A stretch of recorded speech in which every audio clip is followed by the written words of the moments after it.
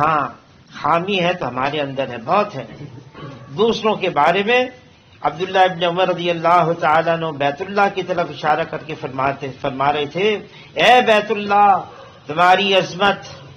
تمہاری حرمت میں جانتا ہوں، میں واقف ہوں، لیکن یہ میں بتانا بھی چاہتا ہوں،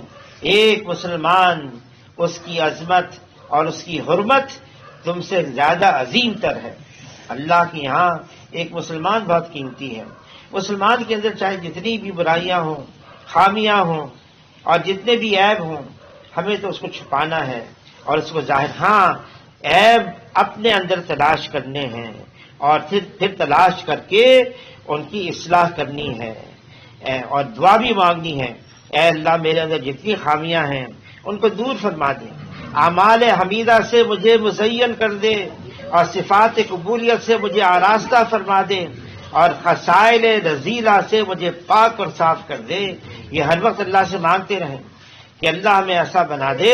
کہ اللہ تعالی ہمیں پسند کرنے لگے، اور جب اللہ سے ملاقات ہو، جب ملاقات کا وقت ہو تو اللہ تعالی ہمیں دیکھ کر خوش ہو رہے ہوں اور ہم اللہ کو دیکھ کر خوش ہو رہے ہوں۔ ایسے حال میں ہم دنیا سے جائیں، اس کے لیے اپنے پر محنت کرنی ہے۔